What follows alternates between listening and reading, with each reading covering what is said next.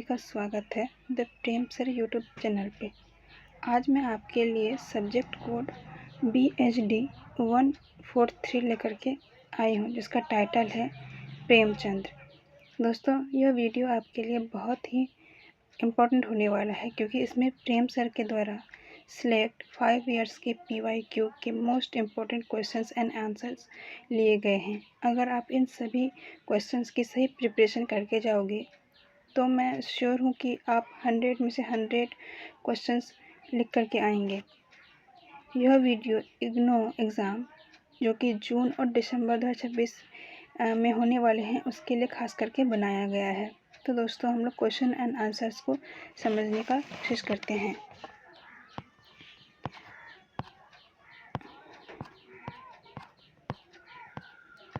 तो हमारा सब्जेक्ट का टाइटल है BHD 143 प्रेमचंद्र। तो इसका पहला क्वेश्चन जो है वो है प्रेमचंद्र के उपन्यासों का परिचय दीजिए। जैसा कि आप लोग जानते ही होंगे कि प्रेमचंद्र हमारे इतिहास के एक महान लेखक थे, जिन्होंने बहुत सारी कहानियाँ, निबंध, कविताएं, उपन्यास आदियों की रचना की है। तो पहले क्वेश्चन में पूछा जा रहा है कि उपन्यासों को परिचय दीजिए। तो पहले हम भूमिका को देख लेते हैं। भूमिका में दिया हुआ है कि प्रेमचंद्र हिंदी साहित्य के महान उपन्यासकार थे। उन्हें अपने उपन्यास में भारतीय समाज की समस्याओं, ग्रामीण जीवन, नारी की स्थिति, गरीबी, शोषण तथा सामाजिक कुरीतियों की यथार्थ चित्रण किया है। उन्हें उपन्यास का सम्राट कहा जाता है। ये टाइटल जो है उपन्यास का सम्राट, ये सिर्फ प्रेमचंद्र को ही दिया गया है। जैसे कि हम जानते हैं कि लेखकों को या फिर अनेक कलाकारों, जो लेखक होते हैं आदि होते हैं, उनको एक कोई ना कोई टाइटल दिया जाता है। तो प्रेमचंद्र को उपन्यास का सम्राट का टाइटल दिया गया है। और प्रेमचंद्र के प्रमुख उपन्यासों की बात की जाए तो पहला उपन्यास है सेवा सदन। यह प्रेमचंद्र का प्रसिद्ध सामाजिक उपन्यास है। इसमें नारी जीवन, दहेज प्रथा और वेश्यावृत्ति की समस्याओं का चित्रण किया गया है। इसमें दहेज प्रथा और वेश्यावृत्ति की समस्याओं का चित्रण किया गया है। तो दहेज प्रथा जो है वो उस समय भी बहुत ही ज़्यादा एक गंभीर समस्या थी हमारे समाज की, और आज भी है। तो इसके ऊपर ये जो सेवा सदन उपन्यास है, इसको बनाया गया है। और दूसरा है प्रेम श्रम। इसमें किसानों की समस्याओं और जमींदारी व्यवस्था का वर्णन है।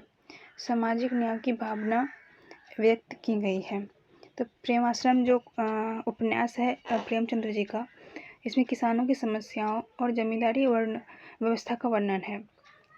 उस टाइम पे किसान किस तरह से समाज में रहते थे, उनके ऊपर कौन कौन सी मुसीबतें या फिर उनको कैसे भेदभाव किया जाता था जमींदारों के द्वारा, उनके ऊपर इसमें बात की गई है। तीसरे उपन्यास की बात की जाए तो वो है रंगभूमि। इस उपन्यास में औद्योगिकीकरण और पूंजीवाद के दुष्प्रभावों को दिखाया गया है। दूसरा इसमें जो है वो सूरदास इसका प्रमुख पात्र है। चौथा उपन्यास है निर्मला। यह दहेज प्रथा और अनमेल विवाह की समस्या पर आधारित है। समाज की कुरीतियों पर तीखा प्रहार किया गया है। इसमें जो है वो दहेज प्रथा और अनमेल विवाह की समस्या पर आधारित है। इसमें दहेज प्रथा जो कि जैसा कि मैंने कहा कि वो अभी भी एक बहुत ही बड़ी समस्या है, और अनमेल विवाह जो कि दो व्यक्ति जो एक दूसरे से बिल्कुल विपरीत हैं, जब उनका विवाह कर दिया जाता है तो कौन कौन सी समस्याएं आती है, उनके ऊपर ये आधारित है। पांचवा है गमन। इसमें मध्यम वर्गीय जीवन और आभूषण प्रेम की समस्या का चित्रण किया गया है। नैतिक पतन और सामाजिक दिखावे का चित्रण किया गया है। गमन में ये दिखाया गया है कि मध्यम वर्गीय परिवार यानी कि मिडिल क्लास फैमिली जो है वो सामाजिक दिखावे के लिए कौन से अपने नैतिकता को भूल सकते हैं, और आभूषण प्रेम यानी कि गहनों के लिए या फिर ज्वेलरी के लिए जो उनका आकर्षण है या अट्रैक्शन है, उसके लिए वो कौन कौन सी नैतिक चीज़ों को भूल सकते हैं, इसके बारे में इसमें दिखाया गया है। छठा है कर्मभूमि। यह इसमें राष्ट्रीय चेतना और स्वतंत्रता आंदोलन से संबंधित उपन्यास है। इसमें सामाजिक सुधार और जनसेवा का संदेश दिया गया है। कर्मभूमि एक राष्ट्रीय जागरण या फिर जो आंदोलनकारी हैं उनके ऊपर खासतौर पर बनाया गया है। इसमें जो लोग हैं और वो जो हैं वो आज़ादी की लड़ाई में भाग लेते हैं, उसके लिए बनाया गया है। और जो लोग आज़ादी में भाग नहीं ले रहे हैं या फिर ये सोच रहे हैं कि इसमें भाग लेने से कोई फ़ायदा नहीं है, उसके लिए ये राष्ट्रीय चेतना के तौर पर काम करता है और सामाजिक सुधार और जनसेवा के ऊपर भी ये काम करता है।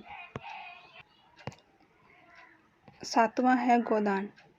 यह प्रेमचंद्र का सर्वश्रेष्ठ उपन्यास माना जाता है। इसमें किसान जीवन, गरीबी और शोषण का मार्मिक चित्रण किया गया है। ये जो है गोदान जो है, ये गोदान मोस्ट इम्पोर्टेंट उपन्यास है जो कि बहुत ही इम्पोर्टेंट है। इसमें प्रेमचंद्र के उपन्यासों में सबसे ज़्यादा जो इम्पोर्टेंट है वो गोदान को ही माना जाता है। इसमें किसान जीवन, गरीबी और शोषण का मार्मिक चित्रण है। इसमें गरीबों को लेकर के या फिर किसानों को लेकर के या फिर जो शोषित वर्ग है उसके ऊपर इसको ज़्यादातर केंद्रित किया गया है। अब दूसरे क्वेश्चन को देखते हैं। प्रेमचंद्र की कहानियों की विशेषताओं की चर्चा की जाए। जैसे कि मैंने आप लोगों को बताया था कि प्रेमचंद्र एक लेखक थे जिन्होंने कहानियाँ, उपन्यास, कविताएं, निबंध आदि बहुत कुछ लिखा था।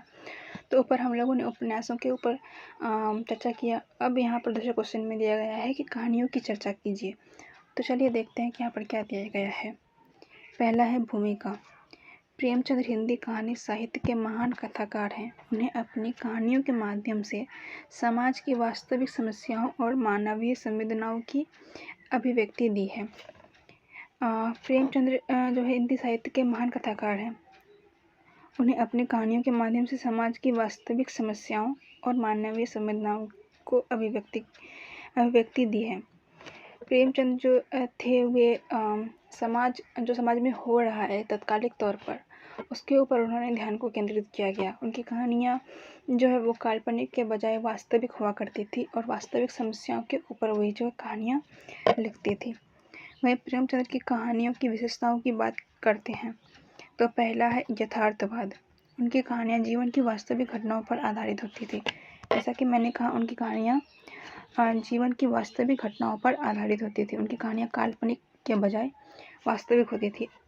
समाज का सजीव चित्रण मिलता है। उनकी कहानियों में समाज का सजीव चित्रण मिलता है। उनकी कहानियाँ ऐसी नहीं होती है कि आप किसी काल्पनिक दुनिया में चले जाएंगे। उनकी कहानियों को पढ़ने के बाद आपको ऐसा लगेगा कि ये समाज में सच में हो रहा है। कहीं ना कहीं मेरे साथ या मेरे आसपास के लोगों के साथ ये कहीं ना कहीं ज़रूर ये चीज़ें घट रही हैं, इसके बारे में वो बताते हैं। वहीं दूसरा विशेषता की बात की जाए तो वो है सामाजिक चेतना। दहेज, गरीबी, छुआछूत और शोषण जैसी समस्याओं को उन्होंने उठाया। उन्होंने समाज में सुधार की भावना दिखाई देती है। उनकी कहानियाँ जो हैं वो ज़्यादातर दहेज या फिर जैसे कि समाज में कुरीति है, एक दहेज कुरीति ही है तो उसके ऊपर, या गरीबी के ऊपर, छुआछूत और जो शोषण होता है उसके ऊपर उनकी कहानियाँ ज़्यादातर बेस्ड होती हैं। तीसरा जो है विशेषता है वो है मानवीय संवेदना।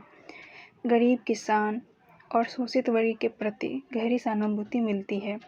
पात्रों की भावनाओं को प्रभावशाली चित्रण किया गया है। इनकी कहानियों में जो है वो गरीब है, जो किसान है, शोषित वर्ग है, उनके लिए बहुत ही ज़्यादा सहानुभूति मिलती है इनकी कहानियों में। और इनके जो पात्र होते हैं, कहानियों के पात्र होते हैं, उनकी भावनाओं को जो है वो अच्छे से दिखाया गया है, प्रभावशाली चित्रण किया गया है इनकी कहानियों में। वहीं चौथा पॉइंट है आदर्शोन्मुख यथार्थवाद। यथार्थ के साथ आदर्श का भी समावेश है। कहानियाँ नैतिक संदेश देती है। इनकी कहानियों में जो है वो आदर्श और नैतिक सबसे ज़्यादा महत्वपूर्ण है। ये इनकी कहानियाँ ऐसी नहीं है कि वो नैतिकता को छोड़ दे या अपने आदर्शों को छोड़ करके अपना जीवन जिए। इनके कहानियों में ये बताया गया है कि किस प्रकार लोगों को अपने आदर्श और नैतिकता कभी नहीं भूलना चाहिए, बल्कि आदर्श और नैतिकता के साथ ही उनको अपना काम जो है वो करना चाहिए। 5वां पॉइंट है कि सरल भाषा। इनकी भाषा सरल, सहज और बोलचाल के निकट है। उर्दू और हिंदी शब्दों का सुमिश्रण मिलता है। इनकी कहानियों की जो भाषा है वो सरल, सहज और बोलचाल के निकट होता है। यानी कि जो भाषाएं हम आपस में बोलचाल में इस्तेमाल करते हैं उनको लिया गया है। और इनकी कहानियों को पढ़ने के बाद ऐसा नहीं लगेगा कि आप किसी और दुनिया में आ गए हैं या फिर कुछ अलग ही पढ़ रहे हैं। इनकी भाषा बहुत ही सरल और सहज होती है, ज़्यादा कठोर या उलझी हुई नहीं होती, जिससे कि जो कहानी को पढ़ने वाले हैं उनको बहुत ही ज़्यादा अच्छा लगता है और सुविधा होती है। और इनकी कहानियों में जो है वो उर्दू और हिंदी शब्दों का सुंदर मिश्रण मिलता है। वही छठा पॉइंट है प्रभावशाली पात्र। इनके कहानियों में जो पात्र होते हैं वो जीवंत और स्वाभाविक हैं। वे समाज के विभिन्न वर्गों का प्रतिनिधित्व करते हैं। इनकी कहानियों के जो पात्र होते हैं वो जीवंत और स्वाभाविक होते हैं। ऐसा नहीं लगेगा कि वो कहीं और से हैं या फिर हम उनको नहीं जानते हैं। आप इनकी कहानियों को पढ़ने के बाद इनके पात्रों को ऐसा लगेगा कि ये कहीं ना कहीं हमारे आसपास ही हैं। और ये विभिन्न वर्ग, जैसे कि किसान वर्ग हो गया, गरीब वर्ग या फिर शोषित वर्ग या अमीर वर्ग या मध्यम वर्गीय वर्ग आदि का प्रतिनिधित्व करते हैं। और आपको ऐसा ही लगेगा कि ये सच में है, काल्पनिक नहीं है। तो चलिए अब हम प्रेमचंद्र के ऊपर जो तीसरा पॉइंट है, तीसरा क्वेश्चन है, उसके ऊपर डिस्कस करते हैं। तो यहाँ पर तीसरा क्वेश्चन है कि प्रेमचंद्र के नाटकों का परिचय दीजिए। प्रेमचंद्र नाटकें भी लिखते थे, तो इनका परिचय यहाँ पर पूछा जा रहा है। तो सबसे पहले हम भूमिका की बात करते हैं। प्रेमचंद्र मुख्य रूप से उपन्यासकार और कहानीकार थे। जैसा कि मैंने कहा कि प्रेमचंद्र उपन्यास और कहानीकार मुख्य रूप से थे, फिर भी उन्हें नाटक लिखने के क्षेत्र में योगदान दिया है। उन्होंने नाटकें भी लिखी हैं। मुख्य रूप से तो वो उपन्यासकार और कहानीकार ही थे, पर उन्होंने नाटकों को भी लिखा। कुछ नाटक क्षेत्र में भी उन्होंने योगदान दिया। उनके नाटकों में सामाजिक और राष्ट्रीय समस्याओं का चित्रण मिलता है।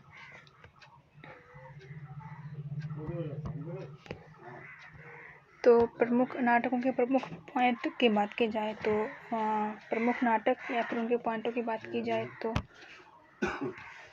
उनके प्रमुख नाटक में पहला है संग्राम। यह प्रेमचंद्र का प्रसिद्ध नाटक है। इसमें सामाजिक संघर्ष और राष्ट्रीय भावना का चित्रण मिलता है। और दूसरा है करबला। यह ऐतिहासिक एवं धार्मिक पृष्ठभूमि पर आधारित नाटक है। इसमें त्याग, बलिदान और मानवता के आदर्श प्रस्तुत किए गए हैं। तीसरा है प्रेम की वेदी। यह सामाजिक विषयों पर आधारित नाटक है। इसमें प्रेम, त्याग और नैतिक मूल्यों का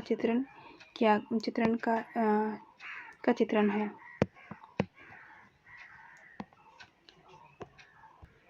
वहीं नाटकों की विशेषताएं की बात की जाए तो सबसे पहले विशेषता जो है वो है सामाजिक उद्देश्य।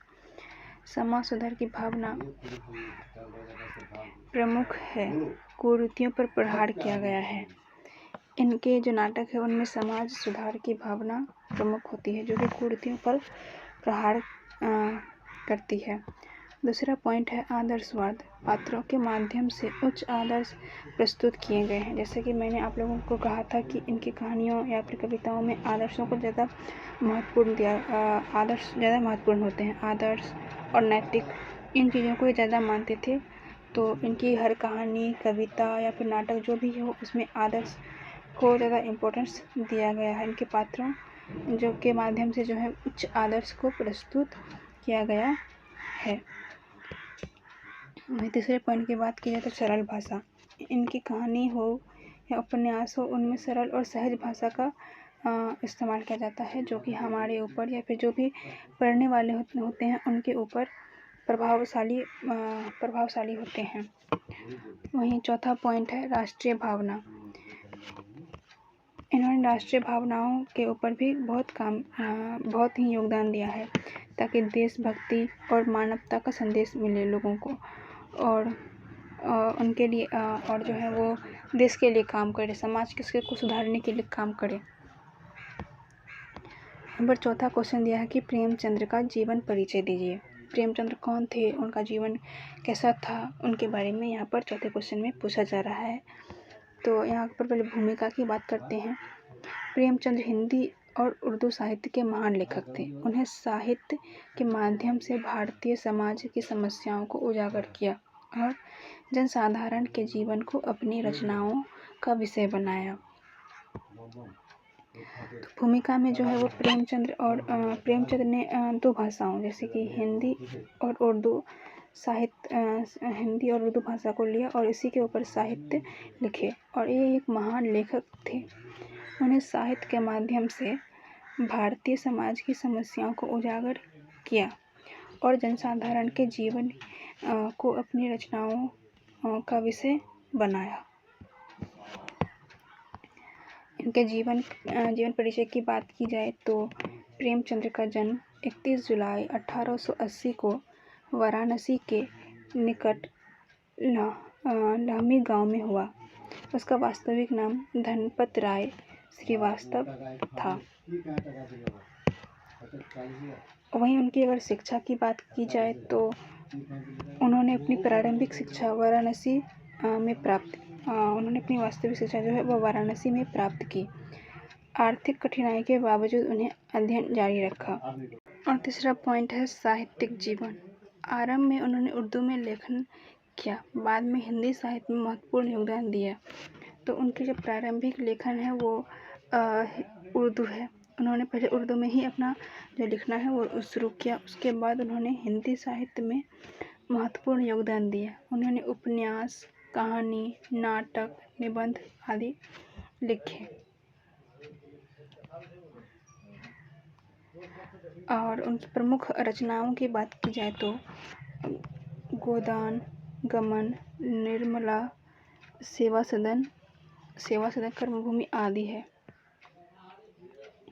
उनका निधन 8 अक्टूबर 1936 को उनका निधन हुआ। और अब उनकी अगर साहित्यिक विशेषताओं की बात की जाए तो यथार्थवाद का प्रवर्तक, समाज सुधारक दृष्टिकोण, किसानों और गरीबों के जीवन का चित्रण मिलता है। वो जो है वो एक यथार्थवाद के प्रवर्तक थे। उन्होंने समाज को सुधारने का प्रश्न किया और वो जो है उनकी दृष्टि या फिर उनके जो विचार हैं वो समाज के सुधार के लिए उन्होंने काफ़ी काम किए। उनकी जो है वो किसानों और गरीबों के ऊपर उनकी ज़्यादा दया दृष्टि रही हमेशा से ही। तो अब 5वें क्वेश्चन पर आते हैं। तो 5वां क्वेश्चन है कि प्रेमचंद के वैचारिक गद पर प्रकाश डालिए। तो पहले हम पर भूमिका देख लेते हैं। प्रेमचंद केवल कथाकार ही नहीं बल्कि एक महान विचारक और निबंधकार भी थे। उनके विचार गद्य में समाज, साहित्य, शिक्षा और राष्ट्रीय जीवन से जुड़े विचार व्यक्त हुए हैं। उनके जो है उनके गद्य जो है वो महान विचारक और निबंध महान थे। साहित्य, शिक्षा, राष्ट्रीय जीवन से जुड़े विचार व्यक्त उन्होंने किए हैं अपने गद्यों में आदि में। वैचारिक गद्य की विशेषताएं यहाँ पर लिखा है कि वैचारिक गद्य की विशेषताएं बताइए। जैसे कि मैंने कहा कि उनकी भावना जो है समाज सुधार की भावना ज़्यादा थी उनके ऊपर। तो उन्होंने सामाजिक कुरीतियों का विरोध किया और समानता और मानवता का समर्थन किया। दूसरा पॉइंट है साहित्य संबंधी विचार। साहित्य को समाज का दर्पण माना जाता है। साहित्य का उद्देश्य लोक मंगल बताया।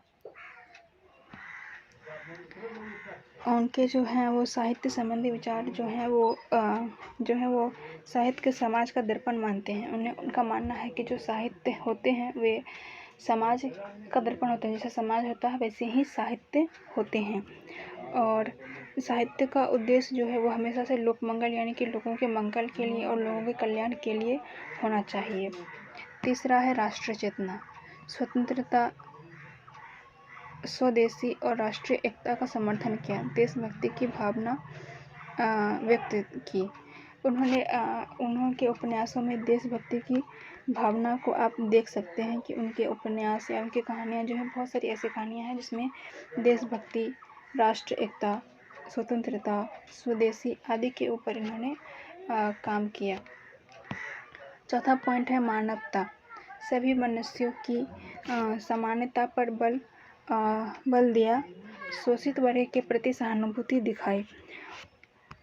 उन्होंने समाज में जो है वो शोषित वर्ग, किसान, गरीब आदि के ऊपर ज़्यादा ध्यान दिया है।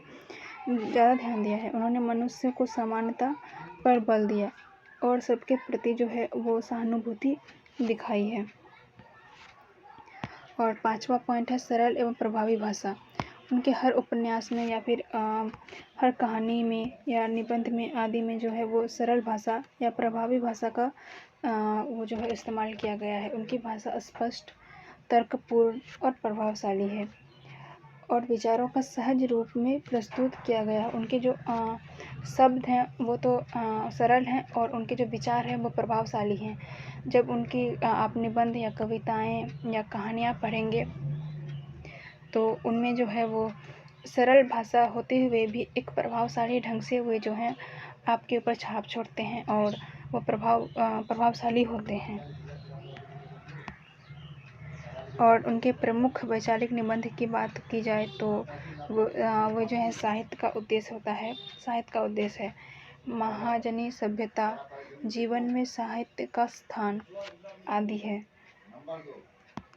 अब हम छठे क्वेश्चन की ओर आते हैं। तो छठा क्वेश्चन है सेवा सदन की अंतर वस्तु पर प्रकाश डालिए। जो सेवा सदन उनका उपन्यास था, जैसे कि हमने ऊपर पढ़ा, तो उनके ऊपर यहाँ पर प्रकाश डालने की बात कही गई है। तो हम पहले भूमिका की बात करते हैं।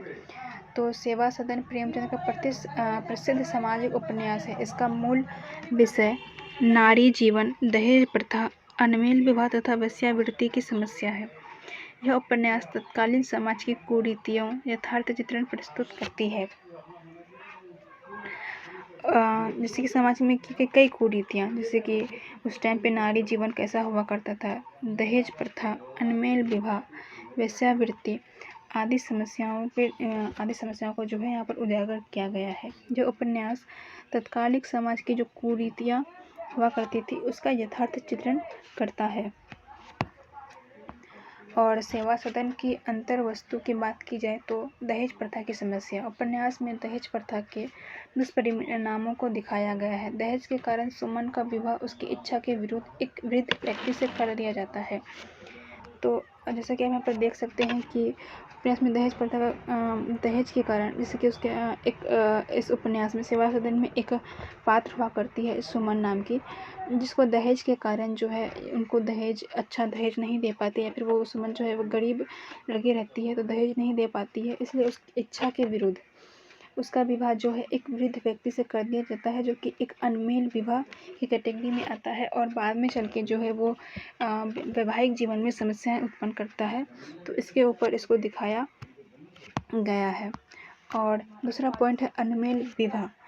तो सुमन और गदाधर की विवाह असमान परिस्थितियों में होता है। यह विवाह सुखद नहीं बन पाता और अनेक समस्या पैदा करता है। अनमेल विवाह में जो है सुमन का शादी गदाधर से विवाह करा दिया जाता है, जो कि असमान होता है। सुमन एक कम उम्र की लड़की होती है और गदाधर एक वृद्ध होता है और उन दोनों का जो है वो समान नहीं हो पाते, एक दूसरे से काफ़ी विपरीत होते हैं, इसलिए उनका जो विवाह है वो सुखद नहीं बन पाता और उनके वैवाहिक जीवन में बहुत सारी समस्याएं जो है वो उत्पन्न होती है। तो यहाँ पर अनमेल विवाह को भी दर्शाया गया है। और तीसरा पॉइंट है नारी जीवन की त्रासदी। सुमन समाज की रूढ़ियों और अन्याय का शिकार बनती है। उनके जीवन के मध्य में स्त्री का पीड़ा को दिखाया गया है। तो यहाँ पर जो है नारी जीवन की त्रासदी को दिखाया गया है।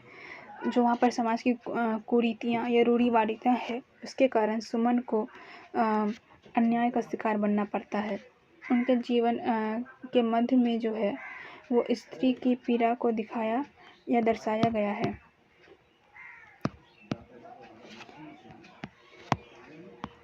चौथा पॉइंट की बात की जाए तो वेश्यावृत्ति। परिस्थितियों के कारण सुमन वेश्यावृत्ति की ओर बढ़ती है।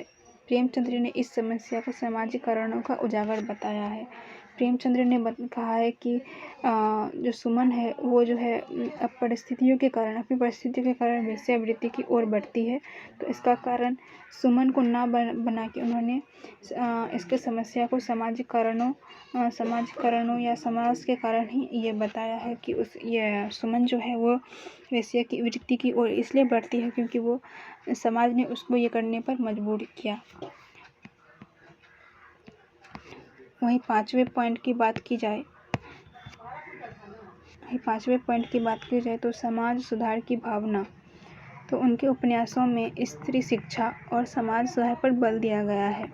सेवा सदन संस्था के माध्यम से सुधारवादी दृष्टिकोण प्रस्तुत किया गया है। उनकी कहानियों में उपन्यास में स्त्री शिक्षा और समाज सुधार पर बल दिया गया है। सेवा सदन संस्था के माध्यम में सुधारवादी दृष्टिकोण प्रस्तुत किया गया है। अब हम 7वें क्वेश्चन की ओर आते हैं।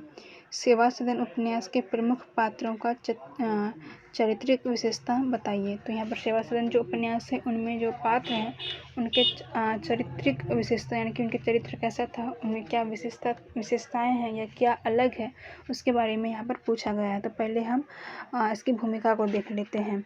तो सेवा सदन जो एक उपन्यास है के पात्र समाज के विभिन्न वर्गों का प्रतिनिधित्व करते हैं।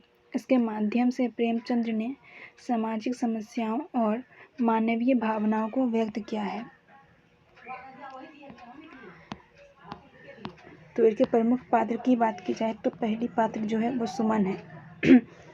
उपन्यास की मुख्य पात्र है और वो सुंदर, स्वाभिमानी और संवेदनशील स्त्री है। सामाजिक परिस्थितियों के कारण संघर्षपूर्ण जीवन जीती है। अंत में आत्मचिंतन और सुधार का मार्ग अपनाती है। सुमन जो है वो इस उपन्यास की मुख्य पात्र है। वो एक सुंदर, स्वाभिमानी और संवेदनशील स्त्री है। समाज की परिस्थितियों के कारण संघर्षपूर्ण जीवन जीती है। वो जो है सुमन जो इस पात्र की मुख्य पात्र है वो समाज की परिस्थितियों के कारण एक संघर्षपूर्ण जीवन जीती है। अंत में वो जो अपने जीवन के अंत में आत्मचिंतन और सुधार का मार्ग अपनाती है।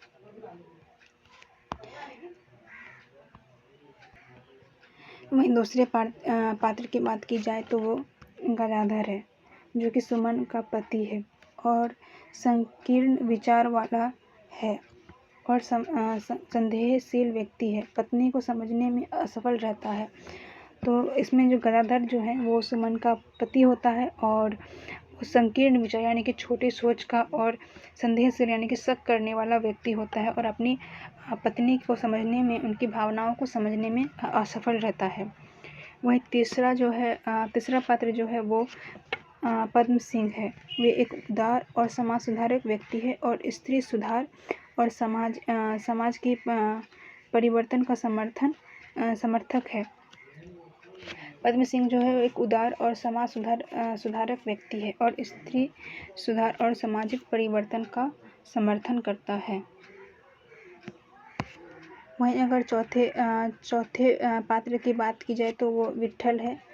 विट्ठल दास जो है वो समाज सेवा की भावना से प्रेरित है और सुधारवादी विचारों का प्रतिनिधित्व करता है। विट्ठल जो है समाज सेवा की भावना उनके अंदर भरी हुई है और वो सुधारवादी विचारों का प्रतिनिधित्व करता है।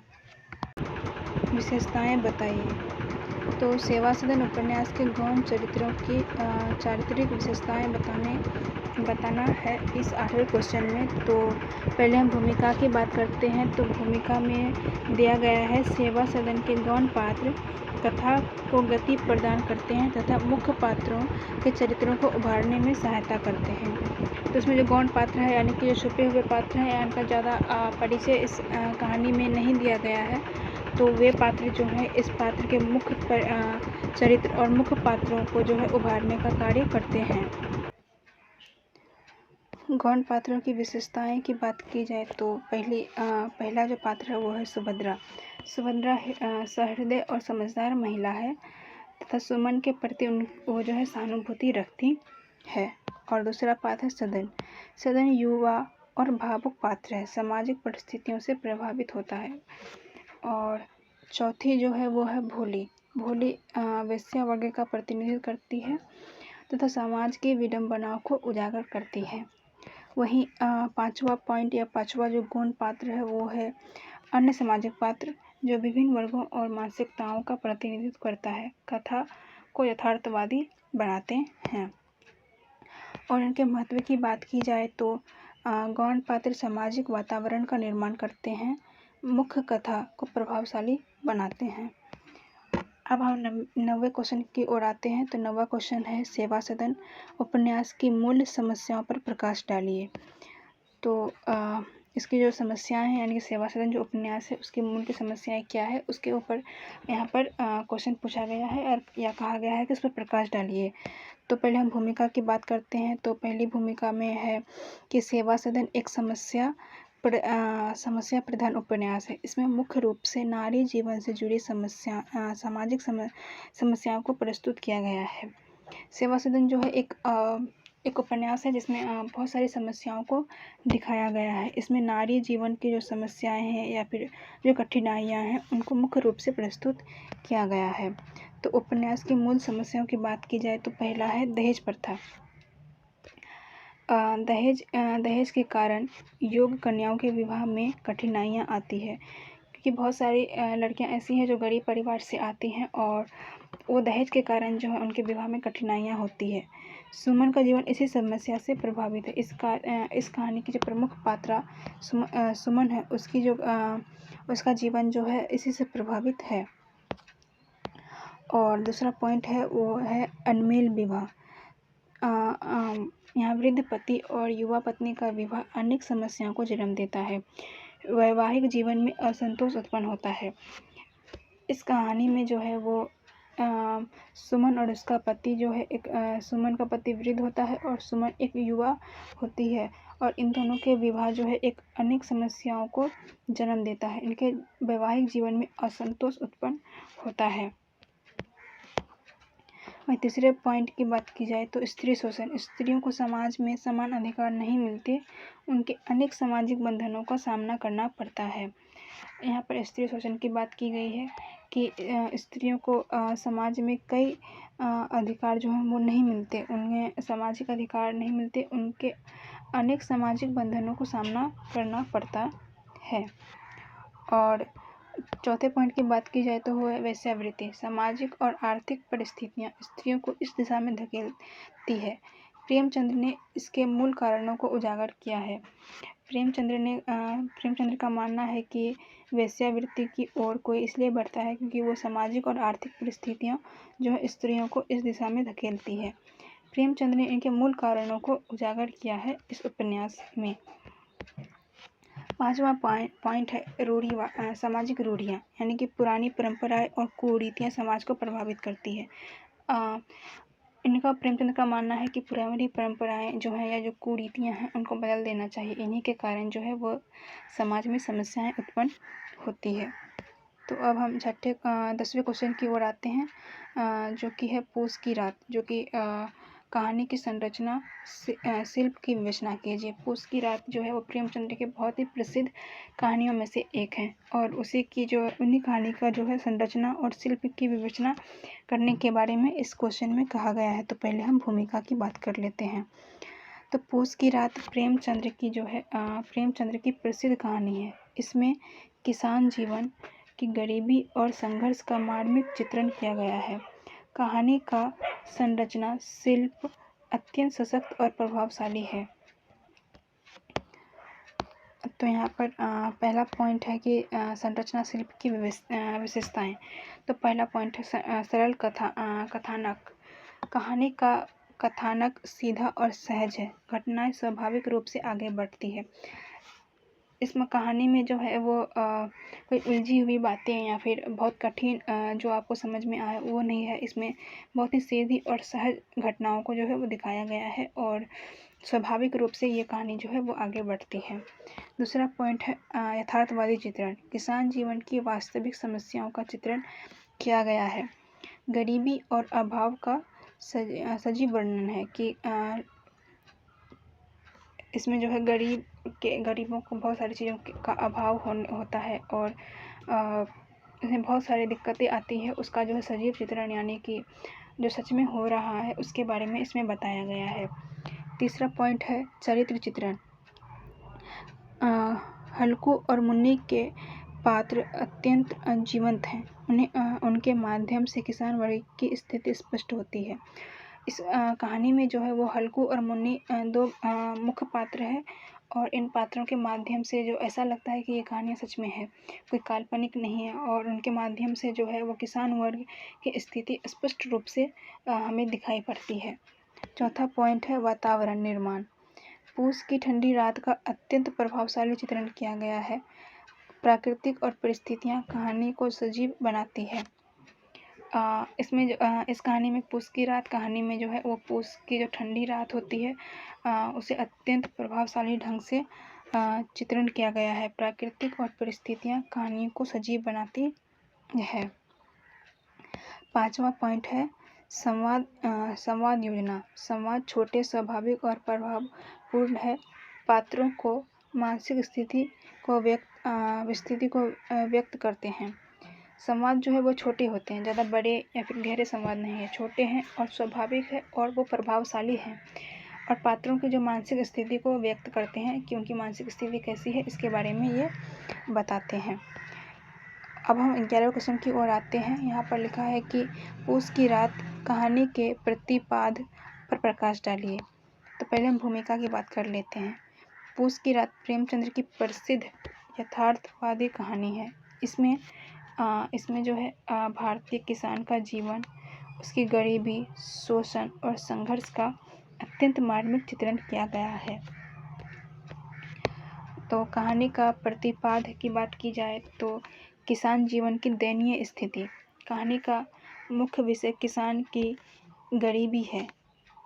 हल्कू दिन रात मेहनत करता है फिर भी सुखी जीवन नहीं जी पाता। इस कहानी में दिखाया गया है कि किस प्रकार एक किसान जो है वो दिन रात मेहनत करता है फिर भी अपने अनुसार या फिर एक सुखद जीवन जो है वो नहीं जी पाता है। इसके बारे में यहाँ पर दिखाया गया है। वहीं अगर दूसरे पॉइंट की बात की जाए तो आर्थिक शोषण। किसान अपनी कमाई का अधिकांश भाग कर्ज और लगान चुकाने में खर्च कर देता है। उसके पास अपनी आवश्यकताओं के लिए भी धन नहीं बचता। किसान इसमें बताया गया है, आर्थिक शोषण के बारे में बताया गया है कि किसान किस प्रकार दिन रात मेहनत करता है, करके जो कमाता है उसका अधिकांश भाग जो है वो कर्ज और लगान चुकाने में खर्च कर देता है। उसके बाद अपनी आवश्यकताओं के लिए भी धन नहीं बचा पाता। ये इस पॉइंट में बताया गया है।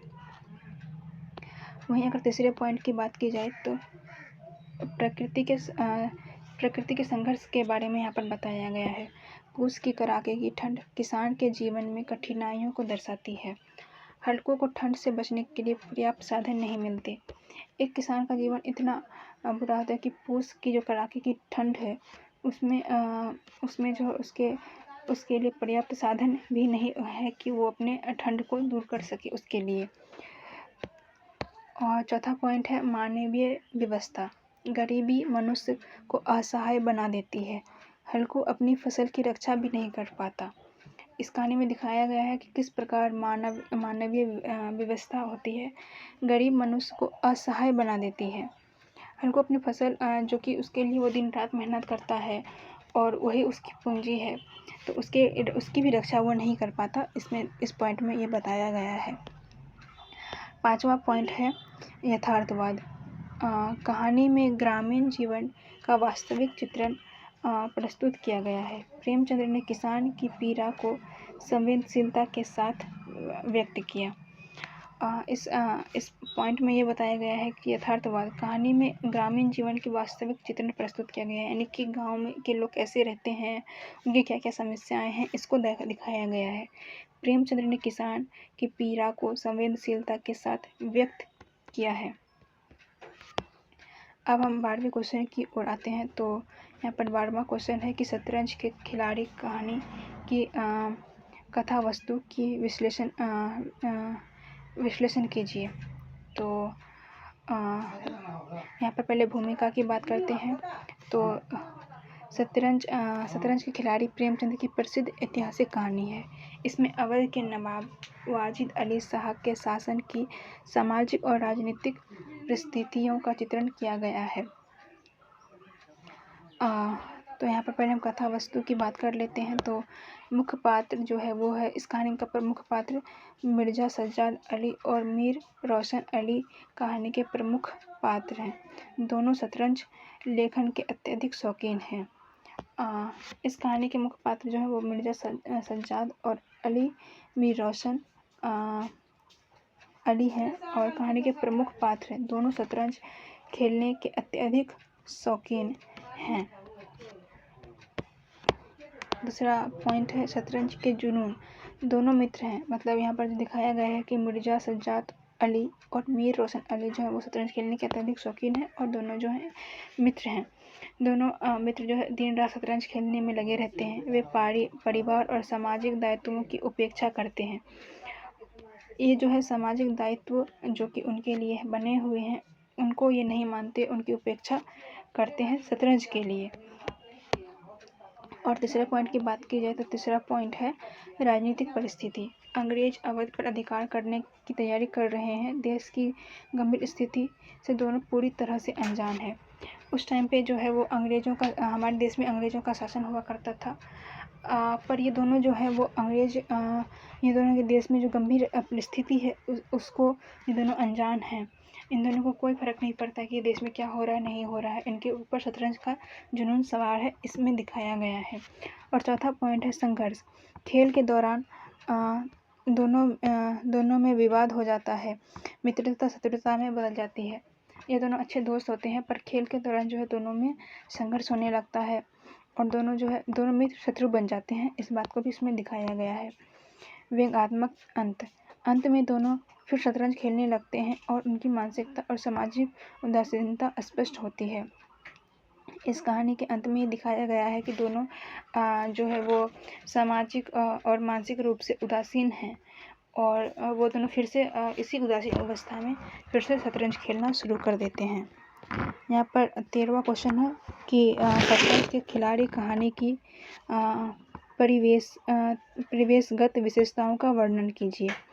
तो पहले हम भूमिका की बात करते हैं। तो यहाँ भूमिका में लिखा हुआ है कि शतरंज के खिलाड़ी में प्रेमचंद ने 1856 के अवध की राजनीतिक, सामाजिक और सांस्कृतिक परिस्थितियों का यथार्थ चित्रण किया है। परिवेशगत विशेषताओं की बात की जाए तो ऐतिहासिक परिवेशगत की बात करते हैं तो कहानी अंग्रेजों द्वारा अवध के विलय के समय की है। राजनीतिक अस्थिरता का चित्रण इसमें मिलता है। दूसरे पॉइंट की बात की जाए तो सामाजिक वातावरण, नवाबी संस्कृति और विलासिता का प्रभाव दिखता है। सामंत वर्ग अपने कर्तव्यों के प्रति उदासीन है। इसमें यह दिखाया गया है कि नवाबी संस्कृति को और उनके जो विलासिता है उसको दिखाया गया है। वे नवाब अपने लिए अपने मनोरंजन में लगे हुए रहते हैं और सामंत वर्ग यानी कि जो सामंत वर्ग है वो अपने कर्तव्यों के प्रति उदासीन है। उनको अपने कर्तव्य में कोई मन नहीं लगता और वो अपने कर्तव्यों को करते हुए उदासीन व्यवस्था में करते हैं। तीसरा पॉइंट है सामाजिक परिवेश।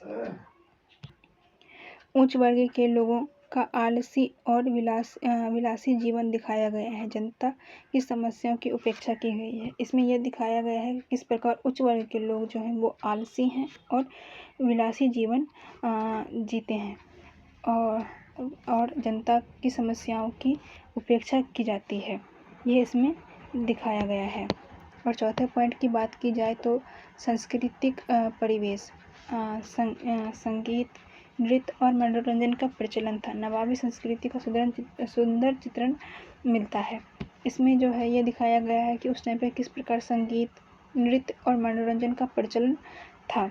नवाबी संस्कृति का सुंदर चित्रण किया गया है कि किस प्रकार नवाब अपने जीवन को जीते थे, ये इसमें दिखाया गया है। 5वां पॉइंट है राजनीतिक उदासीनता। देश संकट में है परंतु लोग व्यक्तिगत मनोरंजन में लगे हुए हैं, इसमें ये दिखाया गया है। इसमें दिखाया गया है कि राजनीतिक उदासीनता दिखाया गया है। देश में संकट है, अंग्रेजों का जो है वो अत्याचार बढ़ता जा रहा है, देश संकट में है परंतु ये लोग जो हैं नवाब या फिर जो उच्च वर्ग के लोग हैं वो किस प्रकार अपने मनोरंजन में लगे हुए हैं, इसको इसमें दिखाया गया है।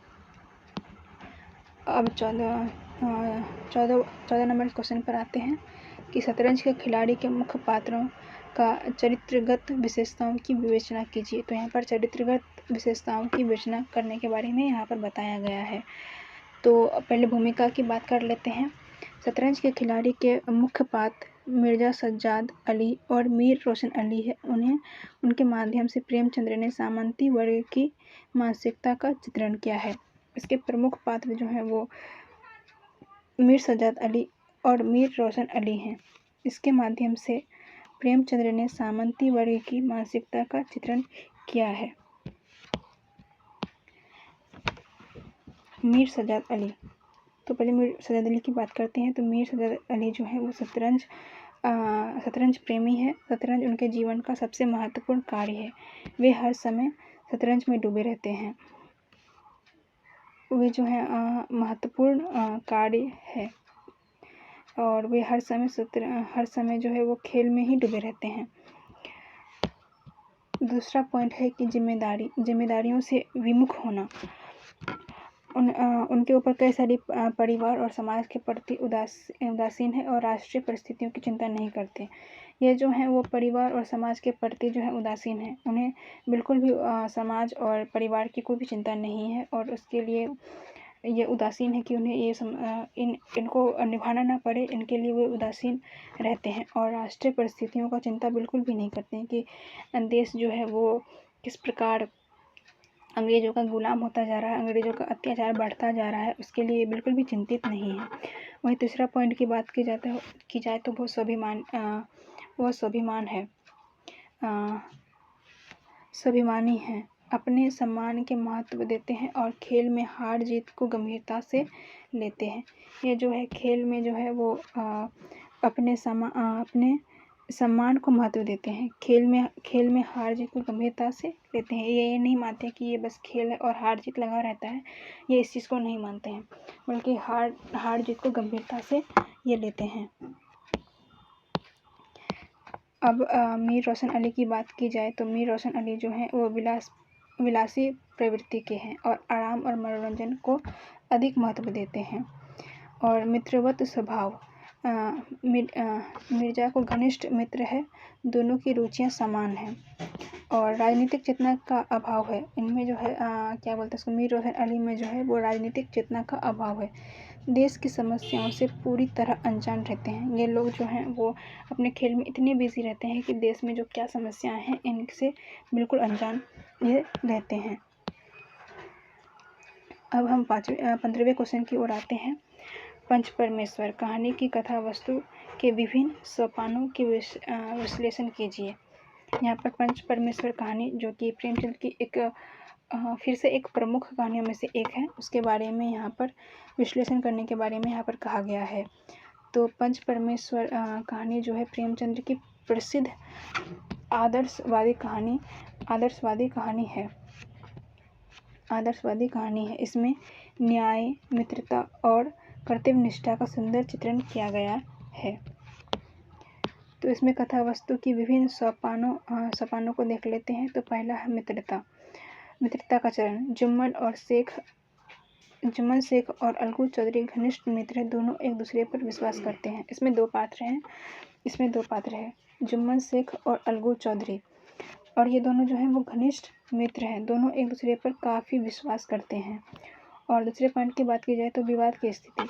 जुम्मन की बूढ़ी खाला अपनी संपत्ति उसे दे देती है। बाद में जुम्मन उनकी पत्नी खाला की उपेक्षा करने में लगे रहते हैं। इस कहानी में जो है वो जुम्मन की एक बूढ़ी खाला होती है जिसकी कोई संतान नहीं होती है, वो जो है अपनी संपत्ति को जो है वो जुम्मन को दे देते हैं। बाद में जो उनकी जुम्मन और उनकी पत्नी जो है वो खाला की उपेक्षा करते हैं, उनका ध्यान नहीं रखते हैं, इसमें ये बताया गया है। और तीसरे पॉइंट की बात की जाए तो पंचायत का गठन। खाला न्याय के लिए पंचायत बुलाती है और अलगू चौधरी को पंच बनाती है। इसमें जो है जुम्मन की खाला होती है वो इस अन्याय को सहना पसंद नहीं करती है और चाहती है कि वो उनके साथ न्याय हो, तो वो एक पंच बुलाती है। और इसमें जो है जुम्मन जुम्मन के जो प्रिय मित्र हैं अलगू चौधरी उसको पंच बनाती है और उनको ही निर्णय देने के लिए कहती है। तो चौथा पॉइंट यहाँ पर है कि न्याय का निर्माण यहाँ पर करना है। तो अलगू मित्रता से ऊपर उठकर निष्पक्ष निर्णय देते हैं। निर्णय खाला के पक्ष में होता है। अलगू जो है वो जुम्मन का मित्र होते हुए भी जब उसे पंच बनाया जाता है तो वो निष्पक्ष निर्णय देते हैं और निर्णय जो है खाला के पक्ष में और जुम्मन के विपक्ष में होता है। दूसरा विवाद जो है वो 5वां पॉइंट में जो है वो दूसरा विवाद होता है। बाल में अलगू और समझू साहू के बीच विवाद होता है। इस बार जुम्मन पंच बनते हैं। एक बार फिर से जो दूसरा विवाद होता है वो होता है अलगू चौधरी और समझू साहू के बीच होता है और इस बार जो पंच बुलाया जाता है उसमें पंच जो है वो जुम्मन को बनाया जाता है। इसमें छठा पॉइंट है सत्य की विजय। जुम्मन भी निष्पक्ष निर्णय लेकर अलगू के पक्ष में न्याय करते हैं। दोनों मित्र पुनः मिल जाते हैं। पहले बार जो न्याय हुआ था उसमें अलगू जो थे वे जुम्मन के विपक्ष में न्याय देते हैं जिससे उन दोनों की दोस्ती टूट जाती है। लेकिन बाद में जब फिर से ये विवाद होता है और जुम्मन जो है वो अलगू चौधरी के पक्ष में न्याय देता है और ये दोनों फिर से मित्र बन जाते हैं। यहाँ पर 16वें क्वेश्चन की बात की जाए तो पंच परमेश्वर कहानी के मुख्य चरित्रों की चारित्रिक विशेषताएं बताइए। तो यहाँ पर पहले भूमिका को देख लेते हैं। पंच परमेश्वर प्रेमचंद की प्रसिद्ध कहानी है। इसके मुख्य पात्र जुम्मन शेख, अलगू चौधरी और बूढ़ी खाला है। इन पात्रों के माध्यम से लेखन ने न्याय, मित्रता और नैतिकता का आदर्श प्रस्तुत किया है। जुम्मन शेख घनिष्ठ मित्र। जुम्मन और अलगू में गहरी मित्रता है। दोनों एक दूसरे पर पूरा विश्वास करते हैं। स्वार्थी प्रवृत्ति। संपत्ति मिलने के बाद वे जो है अपनी बूढ़ी खाला की उपेक्षा करते हैं। जुम्मन जो एक स्वार्थी प्रवृत्ति का होता है। संपत्ति को मिलने के बाद वे अपनी बूढ़ी खाला है उसकी उपेक्षा करने लगते हैं। वहीं न्यायप्रिय। पंच बनने पर वे निष्पक्ष निर्णय देते हैं और मित्र और शत्रु से ऊपर उठकर न्याय करते हैं। उनकी प्रवृत्ति की बात की जाए तो वो पंच बनने के बाद निष्पक्ष निर्णय लेते हैं। वे ये नहीं सोचते हैं कि कौन बुरा मानेगा या कौन मेरा मित्र है। इस बारे में सोचे बिना वे मित्रता और शत्रुता से ऊपर उठकर न्याय करते हैं। वहीं अलगू चौधरी की अगर बात की जाए तो अलगू चौधरी ईमानदार एवं सज्जन हैं। अलगू सत्य और न्याय के पक्षधर हैं। वे निष्पक्ष निर्णय लेने का साहस रखते हैं। और दूसरे पॉइंट की बात की जाए तो कर्तव्यनिष्ठ। पंच बनने पर मित्रता को महत्व न देकर न्याय करते हैं। और तीसरे पॉइंट की बात की जाए तो स्वाभिमानी। वे अपने सिद्धांतों पर दृढ़ रहते हैं। वो एक स्वाभिमानी व्यक्ति हैं। और चौथा पात्र यानी कि बूढ़ी खाला की बात की जाए तो बूढ़ी खाला का जो है सरल और असहाय हैं। वो एक असहाय वो वृद्ध व्यवस्था में दूसरों पर निर्भर है और एक सरल और असहाय महिला है। न्याय में विश्वास। वे जो है अन्याय होने पर पंचायत का सहारा लेती है। साहसी। अपनी समस्याओं को खुलकर पंचायत के सामने रखती है। बूढ़ी खाला बूढ़ी होती हुए भी एक साहसी महिला है और अपनी समस्याओं को पंच के सामने खुलकर रखती है। 17 नंबर क्वेश्चन पे आते हैं। तो पंच परमेश्वर कहानी का सार बताते हुए उसके शीर्षक की उपयुक्तता पर विचार कीजिए। तो पंच परमेश्वर जो कहानी है उसका सार बताते हुए शीर्षक की उपयुक्तता पर विचार कीजिए। भूमिका। पहले भूमिका की बात करते हैं। तो पंच परमेश्वर प्रेमचंद की प्रसिद्ध कहानी है। यह कहानी न्याय, निष्पक्षता और मानवीय मूल्यों पर का संदेश देती है। कहानी का सार। जुम्मन शेख और अलगू चौधरी घनिष्ठ मित्र हैं। जुम्मन शेख और अलगू चौधरी घनिष्ठ मित्र हैं। जुम्मन की खाला अपनी संपत्ति उसे दे देती है। जुम्मन की बूढ़ी खाला जो है वो अपनी संपत्ति जुम्मन को दे देती है। बाद में जुम्मन और उसकी पत्नी खाला की उपेक्षा करने लगती है। खाला की जो है वो उपेक्षा करने लगती है। खाला पंचायत बुलाती है और अलगू को पंच में चुना जाता है। अलगू मित्रता से ऊपर उठकर खाला के पक्ष में न्याय करते हैं। बाद में अलगू और समझू साहू के बीच विवाद होता है। इस बार जुम्मन पंच बनते हैं। जुम्मन निष्पक्ष निर्णय लेकर अलगू के पक्ष में न्याय करते हैं और दोनों मित्र फिर से एक हो जाते हैं। शीर्षक की उपयोगिता। तो पंच के स्थान पर परमेश्वर के समान माना जाता है। पंच के पद पर बैठकर व्यक्ति निष्पक्ष हो जाता है। यह सत्य और न्याय का पक्ष लेता है। न्याय की विजय। दोनों पंच अपने निजी संबंधों से ऊपर उठकर निर्णय लेते हैं। कहानी का केंद्रीय भाव जो है वो पूरी कहानी न्याय और पंच की निष्पक्षता पर आधारित है। ये जो कहानी है पंच परमेश्वर, ये पूरी तरह से जो है न्याय और पंच की निष्पक्षता पर आधारित है। अब हम 8वें क्वेश्चन की ओर आते हैं। ईदगाह कहानी की संरचना, शिल्प की विशेषताएं बताएं। तो पहले हम भूमिका की बात करते हैं। तो ईदगाह प्रेमचंद्र का अत्यंत लोकप्रिय कहानी है। इसमें बाल मनोविज्ञान, गरीबी और त्याग की भावना का मार्मिक चित्रण किया गया है। तो सरल शिल्प की संरचना, शिल्प की विशेषता की बात की जाए तो सरल कथानक, यानी कि कहानी का कथानक जो है सरल और रोचक है और घटनाएं क्रमबद्ध रूप से आगे बढ़ती हैं। प्रभावशाली चित्रण। हामिद का चरित्र जो है, यानी हामिद जो उसका मुख्य पात्र है, उसका चरित्र अत्यंत जीवंत और प्रेरणादायक है। दादी अमीना का चरित्र भी मार्मिक दिखाया गया है। बाल मनोविज्ञान का चित्रण बच्चों की इच्छाओं, उत्साह और भावना का स्वाभाविक चित्रण करता है। इस कहानी में जो है वो बाल मनोविज्ञान का चित्रण किया गया है, जो कि बच्चों की इच्छाओं, उत्साह और भावनाओं का स्वाभाविक चित्रण करता है। वातावरण निर्माण। ईद के मेले का सजीव वर्णन किया गया है और ग्रामीण जीवन का सुंदर चित्रण मिलता है। संवाद योजना। संवाद छोटे और सरल और प्रभावपूर्ण इसमें दिखाया गया है। छठे पॉइंट की बात की जाए तो भावनात्मकता। कहानी में करुणा और प्रेम और त्याग की भावना इसमें है। 19 नंबर क्वेश्चन पे आए तो ईदगाह में अभिव्यक्त बाल मनोविज्ञान की चर्चा की गई है। भूमिका। ईदगाह अपनी बाल मनोविज्ञान के चित्र की दृष्टि से प्रेमचंद्र की श्रेष्ठ रचनाओं में गिनी जाती है। इसमें बालक हामिद के माध्यम से बच्चों की भावनाओं और सोच को व्यक्त किया गया है। बाल मनोविज्ञान का चित्रण। उत्साह और कल्पना। हामिद ईद के मेले में जाने के लिए अत्यंत उत्साहित है और अपनी गरीबी के बावजूद प्रसन्न है।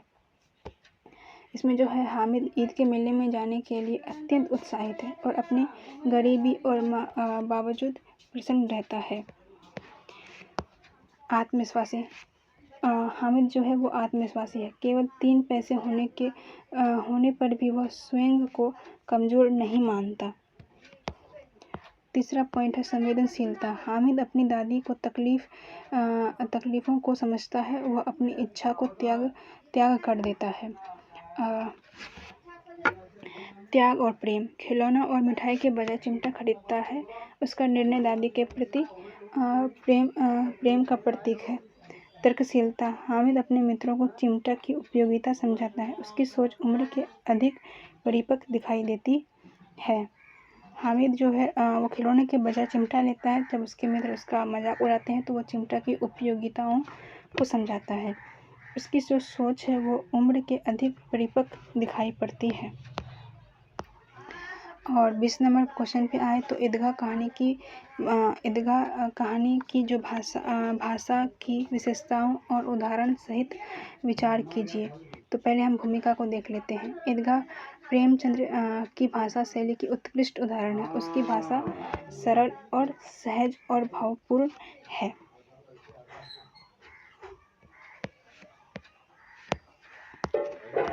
भाषा की विशेषता।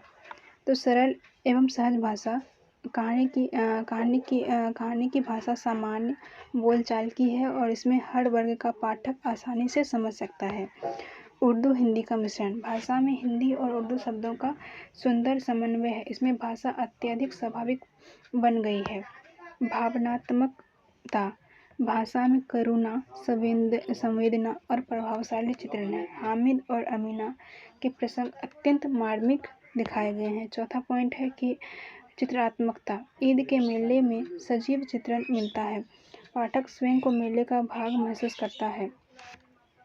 इस कहानी को पढ़ने वाला जो पाठक है वह स्वयं को जो है वो मेले का भाग वो मानने लगता है। और पांचवा पॉइंट है संवेदनात्मक शैली। पात्रों के संवाद स्वाभाविक और रोचक हैं। इससे कहानी का जीवंतता आती है। उदाहरण, हामिद द्वारा चिमटे की उपयोगिता बताने वाले संवाद उसकी बुद्धिमत्ता और बाल मनोविज्ञान को व्यक्त करता है। तो दोस्तों, आज के लिए बस इतना ही। हम फिर मिलेंगे इसी चैनल पर।